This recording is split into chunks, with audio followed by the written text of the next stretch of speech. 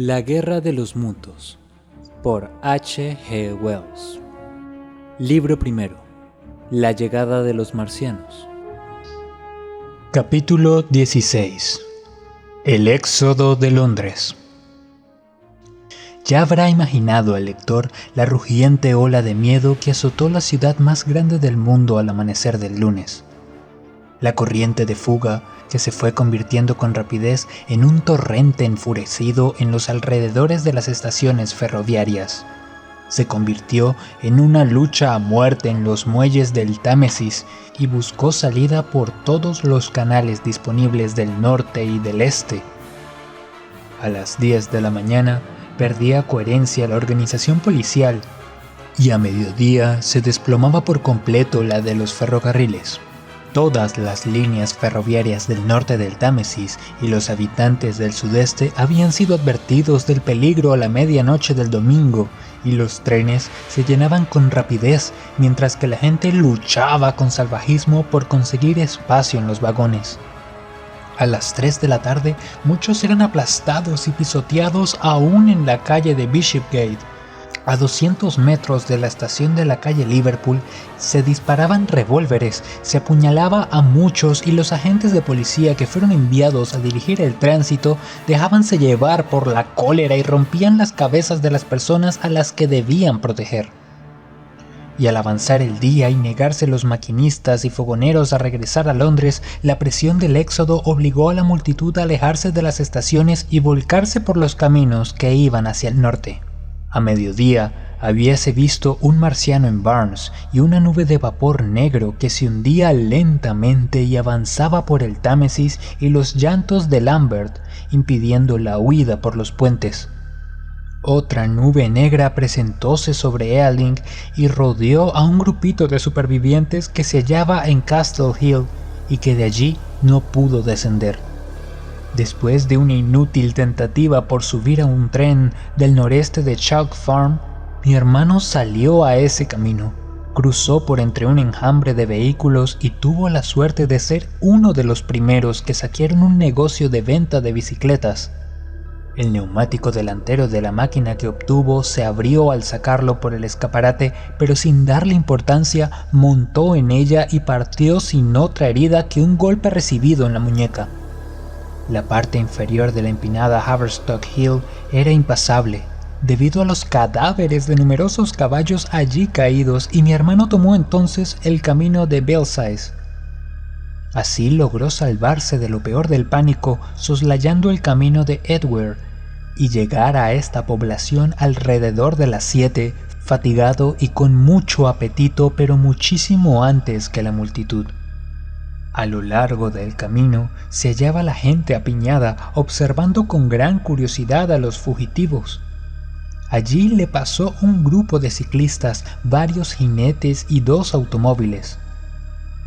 A 1 milla de Edgware se rompió la llanta delantera de su bicicleta y tuvo que abandonar la máquina y seguir camino a pie.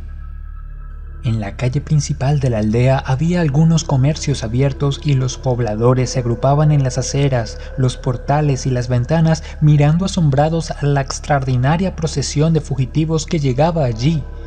Mi hermano consiguió obtener algo de alimento en una hostería. Por un tiempo quedóse en Edgware sin saber qué rumbo tomar. Los refugiados aumentaban en número. Muchos de ellos, como mi hermano, parecían dispuestos a quedarse en la aldea. No había nuevas noticias de los invasores de Marte. A esa hora el camino estaba atestado, pero la congestión no era grave.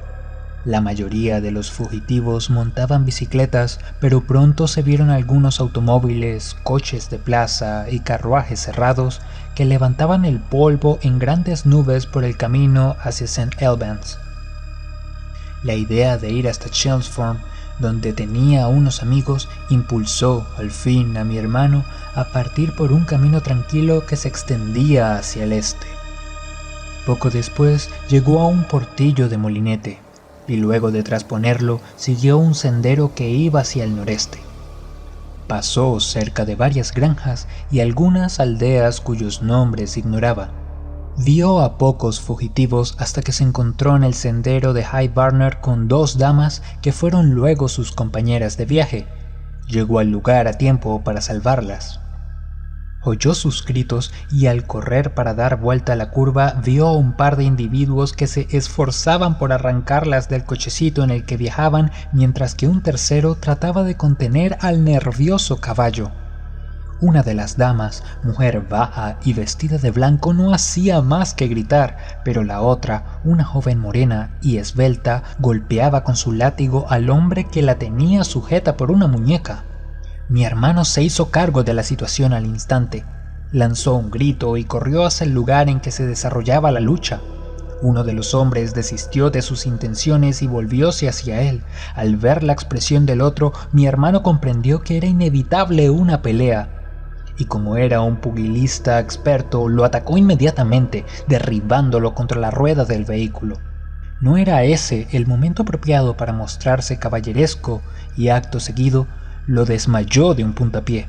Tomó luego por el cuello al que aprisionaba la muñeca de la dama.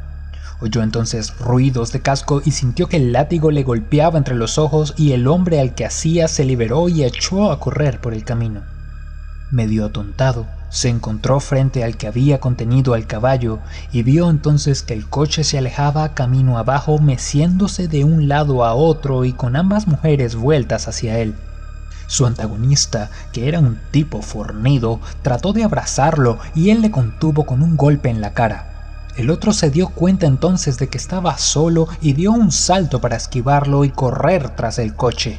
Mi hermano le siguió y cayó al suelo. Otro de los sujetos que había echado a correr tras él cayó también. Un momento después, se acercó el tercero de los individuos y entre los dos lo ataron. Mi hermano se habría visto en un grave apuro si la dama delgada no hubiera vuelto en su ayuda con una gran audacia. Parece que tenía un revólver, pero el arma estaba debajo del asiento cuando las atacaron. Disparó desde 6 metros de distancia y la bala pasó a escasos centímetros de la cabeza de mi hermano. El menos valeroso de los ladrones echó a correr seguido por su compañero que le reprochaba su cobardía. Ambos se detuvieron junto al que yacía tendido en el camino. «Tome esto», dijo la joven a mi hermano dándole el revólver. «Vuelva al coche», le ordenó él, mientras enjugaba la sangre que manaba de sus labios. Ella se volvió sin decir palabra y ambos marcharon hacia donde la mujer de blanco se esforzaba por contener al atemorizado caballo. Los ladrones parecían haberse dado por vencido y se alejaron. «Me sentaré aquí, si me permiten», dijo entonces y subió al pescante. La dama miró sobre su hombro. «Deme las riendas», dijo, y azuzó al caballo de un latigazo. Un momento más tarde, una curva del camino ocultó a los 3 ladrones que se iban. De esta manera, completamente inesperada, mi hermano se encontró jadeante con un corte en el labio, la barbilla magullada y los nudillos lastimados, viajando por un camino desconocido con estas 2 mujeres. Se enteró de que eran la esposa y la hermana menor de un cirujano que vivía en Stanmore y que habían vuelto en la madrugada de atender un caso urgente en Pinner. Al enterarse en una estación del camino de que avanzaban los marcianos, fue apresuradamente a su casa. Despertó a las mujeres, empaquetó algunas provisiones, puso su revólver debajo del asiento, por suerte para mi hermano, y les dijo que fueran a Edgware, donde podrían tomar un tren. Quedóse atrás para avisar a los vecinos y dijo que las alcanzaría a las 4:30 de la mañana, pero eran ya cerca de las 9 y no habían vuelto a verle. En Edgware no pudieron detenerse debido al intenso tránsito que pasaba por la aldea y por eso fueron hasta ese camino lateral. Esto fue lo que contaron a mi hermano poco a poco, cuando volvieron a detenerse cerca de New Barnet. Él les prometió hacerles compañía, por lo menos, hasta que decidieran lo que iban a hacer o hasta que llegara el médico. Manifestó ser experto en el manejo del revólver, arma desconocida para él, a fin de infundirles confianza. Hicieron una especie de campamento al lado del camino y el caballo se puso a mordisquear un seto. Él les contó su huida de Londres y todo lo que sabía de los marcianos. El sol fue ascendiendo en el cielo y al cabo de un tiempo dejaron de hablar y quedáronse esperando. Varios caminantes pasaron por allí y por ellos supo mi hermano algunas noticias. Cada respuesta que recibía acrecentaba su impresión del gran desastre sufrido por la humanidad y aumentaba su convicción de que era necesario proseguir la huida inmediatamente. Por este motivo lo sugirió a sus acompañantes. «Tenemos dinero», dijo la más delgada y vaciló un poco. Miró a mi hermano a los ojos y desapareció su incertidumbre. «Yo también lo tengo», dijo él. Ella le explicó que llevaban 30 libras en oro, además de un billete de 5, y sugirió que con eso podrían tomar un tren en St. Albans o en New Barnet. Mi hermano creyó imposible hacerlo, ya que había visto lo ocurrido en Londres con los trenes y expresó su idea de cruzar Essex hacia Harwich y así escapar del país. La señora Elphinstone, que era la dama de blanco, no quiso escuchar razones y siguió llamando a George, pero su cuñada era muy decidida y finalmente accedió a la sugestión de mi hermano. Así, pues, siguieron hacia Barnet con la intención de cruzar el gran camino del norte. Mi hermano iba caminando junto al coche para cansar al caballo lo menos posible. A medida que avanzaba el día, acrecentábase el calor y la arena blancuzca sobre la que pisaban se tornó cegadora y ardiente, de modo que solo pudieron viajar con mucha lentitud. Los setos estaban cubiertos de polvo, y mientras avanzaban hacia Barnet, oyeron cada vez más claramente un tumulto extraordinario.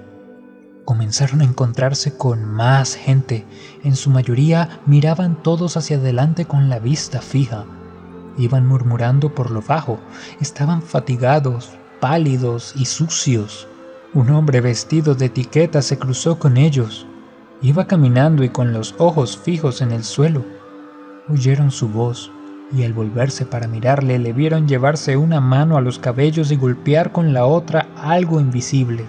Pasado su paroxismo de ira, continuó camino sin mirar hacia atrás ni una sola vez. Cuando siguieron hacia la encrucijada al sur de Barnet, vieron a una mujer que se aproximaba al camino por un campo de la izquierda llevando un niño en brazos y seguida por otros 2. Luego apareció un hombre vestido de negro con un grueso bastón en la mano y una maleta en la otra. Después vieron llegar por la curva un carrito arrastrado por un sudoroso caballo negro y guiado por un joven de sombrero hongo cubierto de polvo. Viajaban con él 3 muchachas y un par de niños. ¿Por aquí podremos dar la vuelta por Edgware?, preguntó el conductor, que estaba muy pálido. Cuando mi hermano le hubo contestado afirmativamente, tomó hacia la izquierda, azotó el caballo y se fue, sin darle gracias. Mi hermano notó un humo gris pálido que se levantaba entre las casas que tenía frente a sí y que velaba la fachada blanca de un edificio que se hallaba detrás de las villas. La señora Elphinstone lanzó un grito al ver una masa de llamas rojas que saltaban de las viviendas hacia el cielo.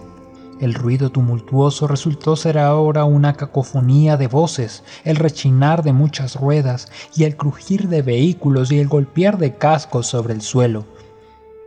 El camino describía allí una curva cerrada, a menos de 50 metros de la encrucijada. «¡Dios mío!», gritó la señora Elphinstone. «¿A dónde nos lleva usted?». Mi hermano se detuvo.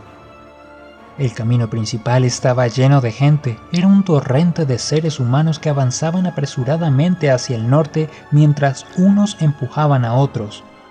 Una gran nube de polvo blanco y luminoso por el resplandor del sol tornaba indistinto el espectáculo y era constantemente renovado por las patas de gran cantidad de caballos y los pies de hombres y mujeres y las ruedas de vehículos de toda clase.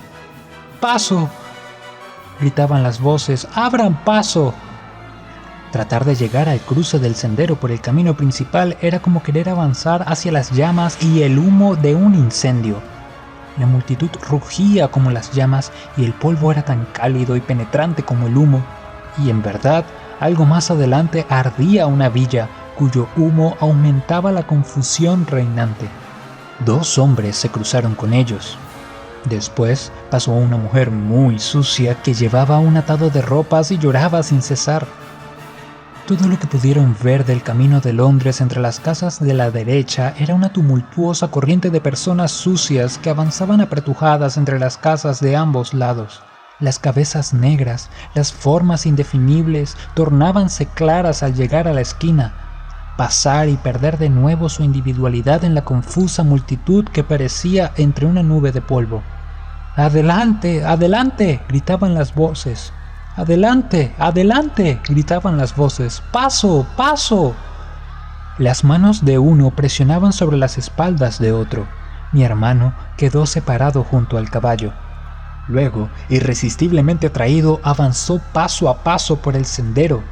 Edward había sido una escena de confusión, Chalk Farm un tumulto indescriptible, pero esto era toda una población en movimiento. Resulta difícil imaginar aquella multitud. No tenía carácter propio. Las figuras salían de la esquina y se perdían dando la espalda al grupo parado en el sendero. Por los costados iban los que marchaban a pie, amenazados por las ruedas, cayendo a cada momento a las zanjas y tropezando unos con otros. Los vehículos iban unos tras otros, dejando poco espacio para los otros coches más veloces que de cuando en cuando se adelantaban al presentárseles una abertura propicia, obligando así a los caminantes a diseminarse contra las cercas y portales de las casas. ¡Adelante!, era el grito. ¡Adelante, ya vienen! Sobre un carro viajaba un ciego que vestía el uniforme del Ejército de Salvación. Iba haciendo ademanes vagos y gritaba «¡Eternidad! ¡Eternidad!». Su voz era ronca y muy potente, de modo que mi hermano le oyó hasta mucho después que el ciego se hubo perdido en el polvo del sur. Algunos de los que iban en carros castigaban a sus caballos y reñían con los demás conductores. Otros estaban inmóviles con la vista fija en el vacío. Otros se mordían las uñas o yacían postrados en el fondo de sus vehículos. Los caballos tenían los hocicos cubiertos de espuma y los ojos enrojecidos. Había coches de plaza, carruajes cerrados, carros, carretas en número infinito. El carretón de un cervecero pasó rechinando con sus dos ruedas de ese lado salpicadas de sangre fresca. «¡Abran paso!», gritaban todos, «¡abran paso!». «¡Eternidad!», continuaba exclamando el ciego. Veíanse mujeres bien vestidas, con niños que lloraban y avanzaban a tropezones, con las ropas elegantes cubiertas de polvo y los rostros bañados en lágrimas. Con muchas de ellas avanzaban hombres, algunos atentos, otros salvajes y desconfiados. Al lado de ellos iban algunas mujeres de la calle que vestían deslucidos trajes negros hechos jirones y proferían gruesas palabrotas. Había también obreros fornidos, hombres desaliñados vistiendo como dependientes, un soldado herido, individuos vestidos con el uniforme de empleados del ferrocarril y uno que solo tenía puesto un camisón con un abrigo encima. Pero a pesar de lo variado de su composición, aquella hueste tenía algo en común. Notábase el miedo y el dolor en todos los rostros y el terror los impulsaba. Un tumulto en el camino, una pelea por poco de espacio hacía que todos apresuraran el paso. El calor y el polvo había hecho ya su efecto en la multitud. Tenían el cutis reseco y los labios ennegrecidos y resquebrajados. Todos estaban sedientos, cansados y doloridos, y entre los gritos diversos se oían disputas, reproches, gemidos de fatiga. Las voces de casi todos eran roncas y débiles, y continuamente se repetían estas palabras: «¡Paso, paso, llegan los marcianos!». Poco a poco se detenían o se apartaban de la corriente. El sendero tocaba el camino carretero de manera oblicua y daba la impresión de llegar desde Londres. No obstante, muchos entraron en él. Los más débiles salieron del montón para descansar un rato e introducirse nuevamente. A cierta distancia de la entrada yacía un hombre con una pierna al descubierto y envuelto en trapos ensangrentados. Lo acompañaban dos amigos.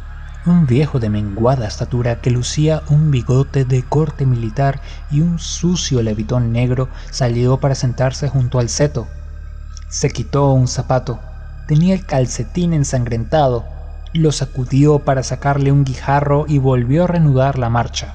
Poco después, se arrojó bajo el seto una niñita de 8 o 9 años y rompió a llorar. «No puedo seguir, no puedo seguir». Mi hermano salió de su estupefacción y la alzó en brazos para llevársela a la señorita Elphinstone. Tan pronto como la tocó él, la niña quedóse completamente inmóvil como si la dominara el miedo. «¡Ellen!», chilló una mujer de la multitud. «¡Ellen!».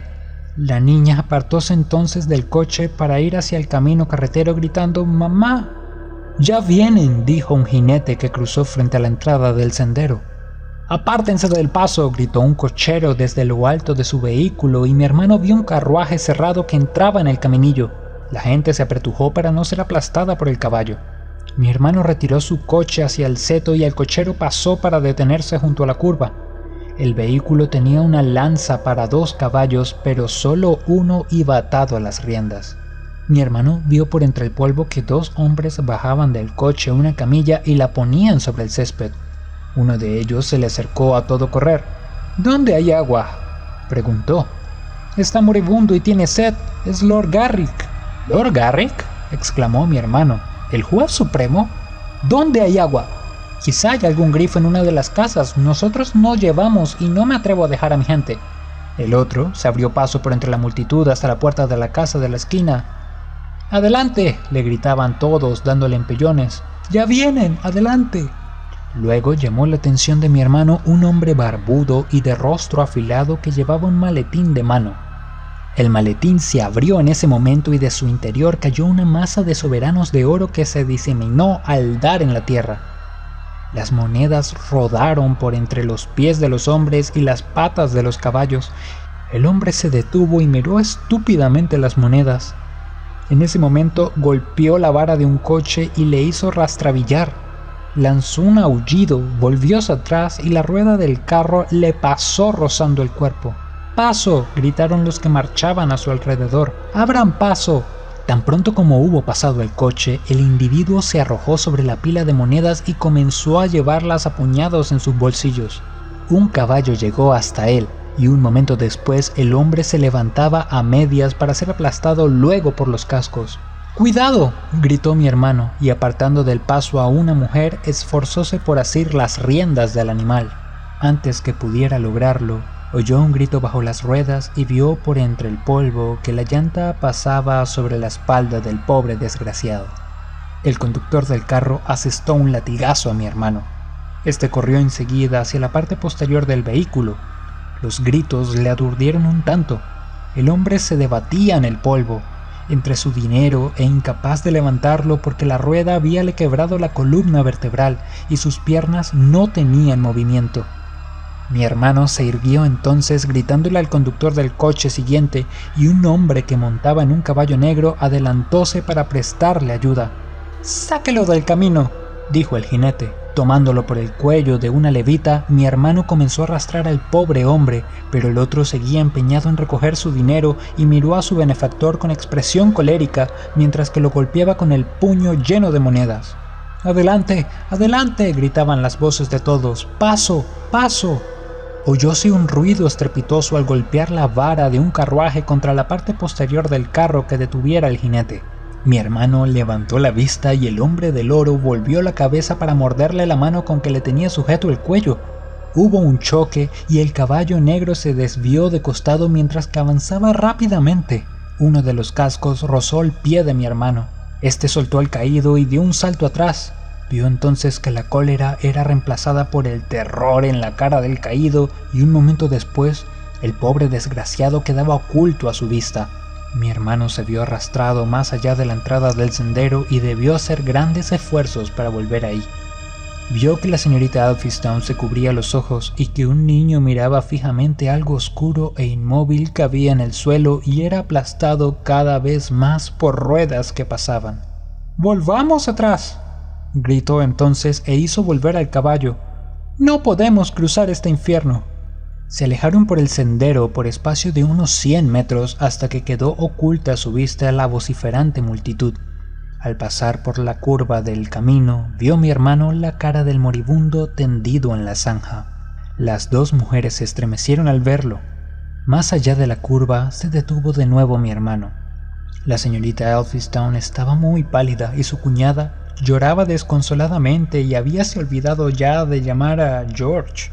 Mi hermano sintióse horrorizado y perplejo a la vez. Tan pronto como hubieron retrocedido, comprendió lo inevitable y urgente que era intentar el cruce. Volvióse entonces hacia la joven. «Debemos ir por allí», declaró, y de nuevo hizo volver al caballo. Por segunda vez en ese día demostró la joven su fortaleza de carácter. Para abrirse paso por el torrente humano, mi hermano se internó en él y detuvo a un coche mientras guiaba a su caballo hacia el otro lado. Un carro enganchó sus ruedas con la de ellos y siguió después de arrancar una larga astilla del cochecito. Un momento después quedaban prisioneros del torrente y eran arrastrados hacia adelante. Con las marcas de los latigazos que les asestara el cochero, mi hermano saltó al cochecillo y tomó las riendas de la mano de la joven. «Apunte al hombre que está detrás y nos empuja mucho», ordenó, dándole el revólver. «No, apúntele al caballo». Después comenzó a buscar la oportunidad de desviarse hacia la derecha del camino, pero una vez en la corriente pareció perder el control y formar parte de la caravana interminable. Cruzaron Shipping Barner con los demás y estaban casi una milla más allá del pueblo antes que pudieran abrirse paso hacia el otro lado del camino. El ruido y la confusión eran indescriptibles, pero en el pueblo y más allá había varios caminos secundarios que, en cierto modo, aliviaron la presión de la marcha.